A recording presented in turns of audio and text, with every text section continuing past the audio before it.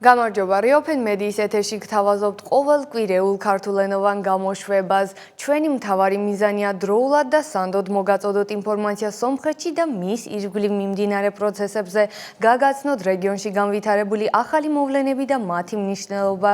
ჩვენ მუშაობ სომხეთის რესპუბლიკისთვის, ხოლო ქართულენოვან აუდიტორიას ვაცდით სრულ ყოფილ სურათს მიმდინარე რეალობის შესახებ. მე ვარ ანა ტანდარიანი და დღეს ჩვენ ერთად გავაანალიზებთ ყველაზე მნიშვნელოვან საკითხებს. დღევანდელ გამოშვებაში კი იხილავთ. ევრონესტის საპარლამენტო ასამბლეის მე-12 პლენარული სესია გაიმართა. ფოკუსში კი რეგიონში მშვიდობის ახალი გზაჯვარედინი და ეკონომიკური კავშირები იყო.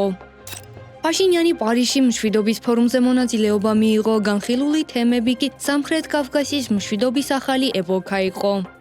სომხეთის პრემიერმა მნიშვნელოვანი უწოდა საქართველოს ევროინტეგრაცია, ევროკავშირი კი აკრიტიკებს თბილისს.